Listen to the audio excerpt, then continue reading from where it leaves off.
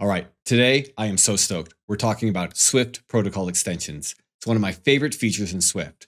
We're going to talk about what they're good for, what their limitations are, and we're going to have a couple of good coding examples. So buckle up, let's get going. Let's see what Apple has to say. In their documentation, they say that in addition to specifying requirements for conforming types must implement, you can extend a protocol to implement some of these requirements or implement additional functionality that conforming types can take advantage of. So what does this mean? Well, it means that we can take a protocol, something that isn't really an object, it's not a struct, a class, or an enum, and we can give it functionality. We can give it functionality so that all adopting and conforming classes have that functionality as well. This can be a default implementation of the requirements. This can be new functionality that we want to provide something useful for all the other classes. And this is really helpful and it's really useful. All right, let's look at an example. In our previous video, we defined this superhero protocol. And that has a requirement of a name, a nickname, a report function, and a fight function. And as we think about it, we look at it and go, hey, you know what? The truth is, all superheroes like to punch things. I can't think of a single one that doesn't. And so I'm going to give a default implementation for the fight function in an extension to the superhero protocol. And for that, you just start extending it, just like any other type, with the extension keyword, then superhero. And then you just type in the function, fight. And we do our implementation where we say, hey, you know what, we're going to print punch. Now, what this gives us is that for any other adopting type, we no longer have to implement the fight function. For instance, let's create a new struct, and we're going to call this one the Hulk. And he's going to conform to superhero. And now we're going to use the nifty autocomplete, and we're going to apply all the stubs. Now look, before in the previous video, we saw that it would give us the fight function, but the compiler sees that it doesn't need to provide fight anymore because superhero provides a default implementation for that. Now, if we go in here, we want to report, let's quick and add that, print, here I am. And now if we go down below, and we're going to say, all right, let's create let Hulk equal Hulk. And we're going to print, or we're going to call Hulk dot fight. We're going to call Tony dot fight. And we're going to call Thor dot fight. So if we look at these, of course, our name is going to be, what is it? Bruce. All right. Nickname. I'm going to give him a nickname. Oh, Strongest Avenger. All right, let's quick and comment out these guys and run our playground. So when we run this down, we see that the Hulk punches, Tony fires his repulsors, and Thor throws his hammer. And this is great. We didn't have to do anything to do that. In fact, we could create all of our guys. You know, we could create struct for Black Widow, and they call her a superhero. And she will do the same thing. So we're going to apply that and print I'm here. And she will also punch by default. So we're going to say let Black Widow is equal to Black Widow name Natasha, nickname, what her nickname is, and then we're going to see, look, Black Widow fight, and she's also going to fight, and by punching. But if we add an implementation for her, let's see, func fight, print kick. Now, if we run it, she's going to kick. And that's because the default implementation is always overridden by the class that adopts it if they implement that functionality. And the interesting thing is that unlike with polymorphism, where you can call super and gain access to those that functionality that we may put in this function, with protocol extensions, you don't get that. All you get is your implementation, your local implementation in the class or struct that you do, or the default implementation that you can put in an extension. And those are your only two options. All right, that covers default functionality. Now, the next great thing about protocol extensions is that you can add additional functionality that any adopting class can then use. All right, let's go back to our extension. And remember in our previous video, we added this function into Tony Stark that provides a nickname for the person, for any other superhero. Well, let's move that to our superhero extension. Now, the cool thing is all adopting types now have access to this function. And perhaps they all call Thor Point Break. And so if we go through here and we're going to go back here and uncomment this, and we see that this still works as expected because Tony is accessing this extension here.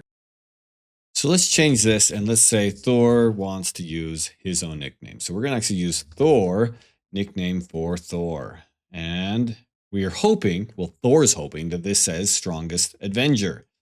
Now, what's our printout? Thor's nickname is now Point Break. So why did it do that? Well, it's because they're all just using this method.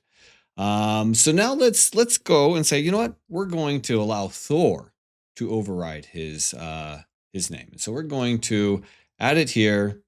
We added to Thor our own implementation of this, and we're going to say Thor wants to be called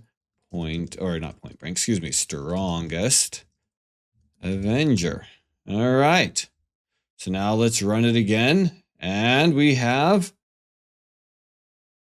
strongest Avenger. So that's cool. Like I can override that. But now here's a tricky thing.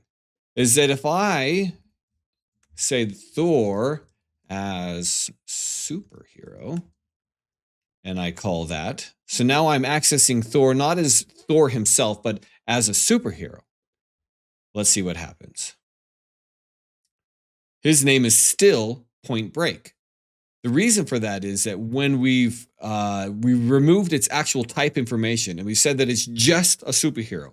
He's no longer Thor. He's just one of the superheroes. The compiler doesn't know what to do. And so he falls back on the extension. And he says, okay, all I know is that this guy is a superhero and that he has this function here, a nickname for superhero. And so I'm going to use that. Whereas if we give it more type information by removing this casting here, is that the compiler goes, oh, you know what? This is Thor, and Thor has a nickname, and Thor has a way of doing it himself, so we're going to use that information. So the thing to remember with functions and things put in an extension is that if the functionality is part of the requirements of the protocol, it is always overridden by anything that's implemented inside of the implementing class structure or object. However, if something is, if you're giving it additional functionality, that information can only be overridden when you access the concrete type of the object. It's just a tricky thing that you got to remember when you add things to protocol extensions. All right, now that we've covered the things that we can do with protocol extensions, let's look at a few of the things that we are not allowed to do with protocol extensions. All right, the first thing you can't do in protocol extensions is store anything. For instance, we can't create a variable of hearts remaining. You know, this is a video game and it's how much health the guy has. So parts remaining, and let's call it an int. And let's leave it at that. So what does the compiler say? The compiler says, nah, not going to fly. It says extensions cannot contain stored property. And that goes for instant variables as well as static property variables. So this one will yell at you and give you a whole bunch of things. But if you look at all the reasons, scroll down to the bottom, static stored properties are not supported in protocol extensions. And so if you take a moment to think about it, it makes sense. When we initialize something, we need to know how much memory it's going to take. And this isn't anything yet. This is just an idea. This is a requirement. And so you can't instantiate a superhero. And if you try to do this on a struct or an enum, that's going to affect the memory downstream. So you're not allowed to do that. What else can you not put in a protocol extension? Well, you can't put any initializers in there. And this makes sense when you pause and think about it, because an initializer doesn't know what the actual concrete type is going to require. In our cases, we have a name and a nickname that we need to initialize. But what if, Thor also had some magical powers that you had to initialize? Or, what if Tony Stark had a battery level that he has to initialize with it? And so when you call initialize in the context of a protocol extension, it doesn't know anything about the concrete types. And so you can't instantiate these objects in those contexts. Now, the funny thing is that you can add initializers to as a requirement of the protocol, and you can even add that into the extension to fulfill those requirements, and then you can call the function itself, and you'll end up with this recursion that the compiler doesn't really complain about. All right, let's see what that looks like. So if we create an init function as a requirement for the protocol, init with a nickname, then we can instantiate it here in our extension. And then our compiler is going to yell at us because we haven't actually called the init on the function.